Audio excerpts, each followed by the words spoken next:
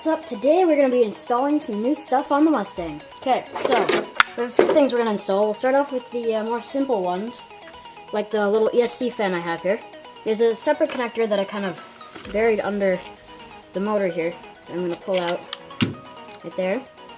Next, what you want to do is you take the ESC facing this direction to the from the right of the ESC, and you just kind of push it down into place.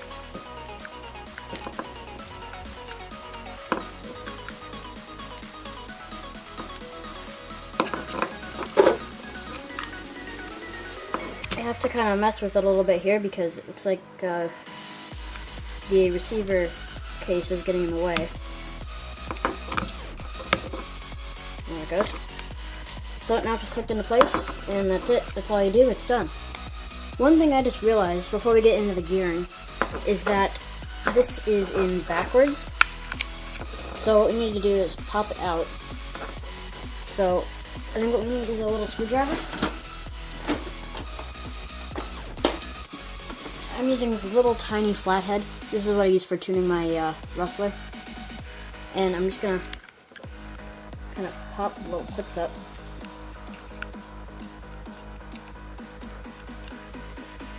So, there's one. Make sure you hold it up so that it doesn't go back into place. And there's two. And now the rest of it should just kind of come up like that. Now what I'm going to do is I'm going to flip this around the other direction because I had it in the wrong way. Now I can plug this in. Okay. So after about 2 minutes of fidgeting with that. There, plugged in. Now I'll put in the battery to test it, make sure it all functions correctly. There we go. So, zoom in here, power it on, and it spins up. All is good. But it's not happy because there's no radio connected to it. What we're going to be doing now is installing this high-speed gearing, which will allow this to get hopefully up to about 50 miles per hour with the 2-cell LiPo that I have. Let's get started. So I have gone ahead and removed all the screws from this thing. So now I'm just going to pop it off the motor, and there we go. So what we need to do now is install our spur gear. And I'm very new to this. I've never done this before, so just kind of bear with me, guys. Definitely a lot smaller than the current one. Let's zoom out. And then just kind of turn this. Looks like we need to remove the drive shaft somehow to get to this, so I'm just going to kind of mess around with this and see if I can figure it out. Okay, so what I have learned is that we need to take off this whole rear section of the RC. So what we're going to be doing is removing these screws right here. Oh, it's a lot easier to do it that way. Okay, so now that should remove this whole back section. So I'm going to make sure everything's out of the way, nothing's going to get caught. There it goes, just pops right off. And that leaves us with the drive shaft right here. Definitely has oil on it, so be careful. And let's move the camera into a good position to get a good view of this. Now what we're going to try to do is figure out how to pop this off. I'm going to do a little bit more research, and I'll be back in a second. So after struggling and messing around with it for a few minutes, I discovered what we need to do is just pull the whole drive shaft out. It's a little stuck at first, but you just pull on it and the whole thing slides right out. And now what you do is you take a little flathead screwdriver, and what you want to do is just kind of pry the bearing off right here. Just be careful. You don't want to damage it. Just very gently pull on it, rolling this back and forth so we're going on each side until it slides off like that. So, messing around with this for a while, and I discovered what you do is you just put a bunch of pressure on it and you pull it down, and it slides right off, and that leaves you with this little pin. Do not lose that pin, that's very important. What we're going to be doing now is we're going to take our new gear, we're going to slide it on this end, all the way up. We're going to line up the holes, and then we need to get it in place. Okay, after messing around with it for about 3-4 minutes, I figured out that it doesn't click into place. But what you do is you take your bearing from before and slide that on. Make sure that goes all the way down and fills in that gap.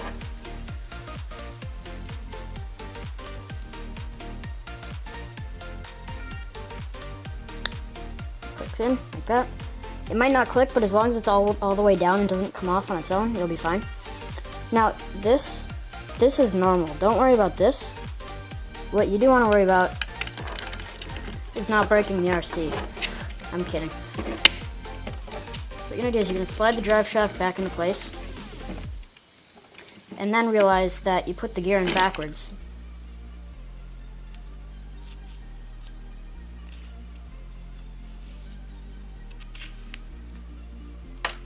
And then you take your drive shaft and put it back in. And what you're going to do here is you can see that there's a little spot right there. That little spot there.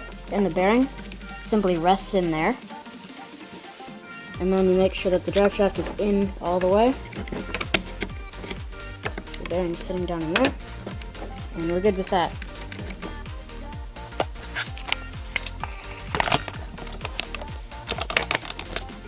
I did not 100% guarantee that this will work, because honestly it feels a little sketchy to me, so if your RC breaks, not my fault. But anyway, take our next gear. If you're wondering, this is a, I think it says right on here. This is a 55 tooth and this is a 35 tooth.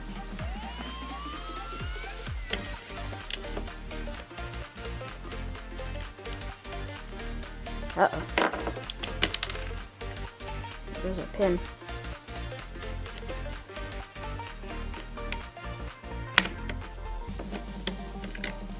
I'm gonna make sure the drive shaft is pushed in all the way, because it doesn't seem very happy. I don't think it's in all the way.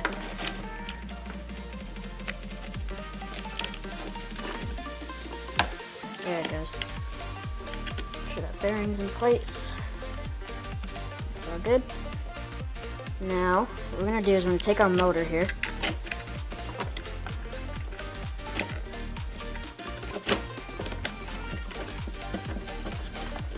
Okay. Now, we need a little tiny wrench here. Smallest one that I have. And I'm going to take out this little tiny screw here. That's not the smallest one. There it is. So you take out the little tiny screw. Be very careful not to lose these because they're very important and very easy to lose. Most gears that you buy should come with one, but yeah, this is the one it came with right here. So what I'll be doing is setting it back on. And there, you can see there's a flat surface. Make sure that you're screwing onto that flat surface. Take this and put it back in. I'm using this one because it has Loctite on it. But it's probably kind of pointless to do that because it's already dried. Okay, that's on nice and tight. Never mind. Okay, you know what? I'm going to use the one it came with because I feel like this might be the wrong size or something.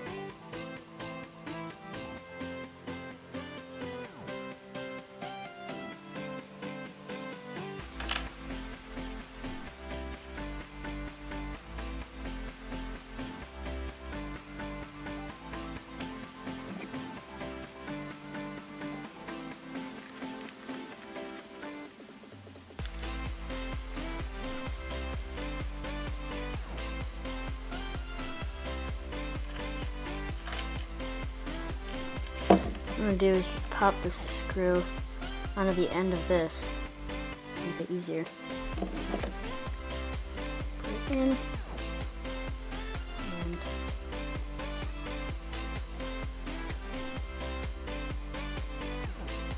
yeah, this one's definitely the right one. And this happens a lot where I will somehow get the Allen wrench stuck in the screw. There it goes. So this is in, turning, So now we need to make sure these go together properly. Odds are that they won't. Yep, see, they're not making connection. So what we need to do is adjust the motor mount. And this is just kind of, you just make little adjustments. It's kind of like tuning a Nitro RC. You just kind of adjust it as you need to until it fits. So what I'll be doing here, unscrewing these. Okay, so what we'll try doing is try moving from H to G, and then G on that hole. So you always look diagonally. So put the screw in to G right here.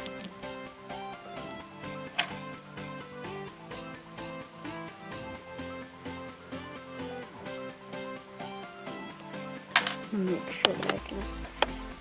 Okay. Yeah, I'm gonna zoom you guys in here so you can see what I'm doing a little better. So there's G right there. So I'm just screwing this in.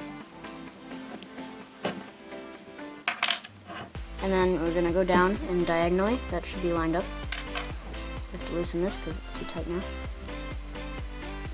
Okay, go down here. That should be on G. And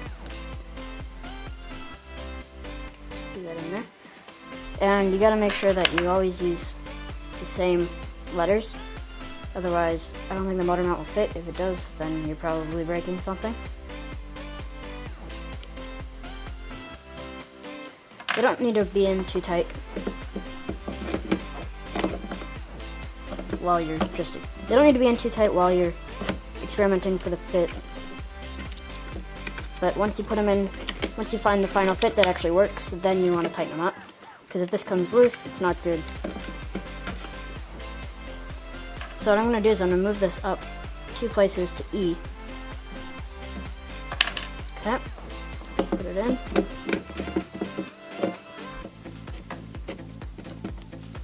Okay, it's now further away. Or maybe not. This doesn't seem to be making a difference. So I'm just going to try going all the way to A and A. Okay, so that's what we have. And if we pop it into place, sure enough, they do make connection, which is good. One thing that is worrying me is the fact that I'm turning this and it's not turning the drive shaft. Oh, the pin fell out. Okay, I'm going to mess around with this and see what's wrong because the pin kind of comes out and it needs the pin.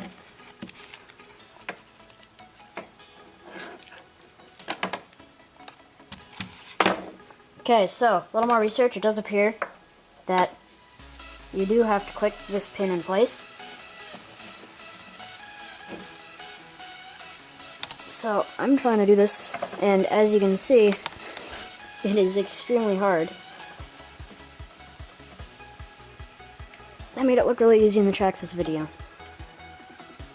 Not quite sure why it doesn't want to work. Bad idea. Okay, so it took my dad's help, and we were able to push it into place. It's a lot harder than you'd think. But either way, for like the 5th time, we'll slide the drive shaft back in. Okay, so we got the drive shaft back in, the gears are in. All seems to be working quite well. The pin just snapped back into place. We're going to definitely keep our old gears, because you never know. Now we need to start reassembling. So we're just going to take that drive shaft, and we need to do is take this, and we're just going to pop these together. Just going to stand it up here. My camera battery's about to die. That's not good. I need 2 batteries. I'm just going to play with this for a bit. Okay, so it appears it needs to be at a certain direction. We'll do what's turning these. There we go. Okay, now flip it back over.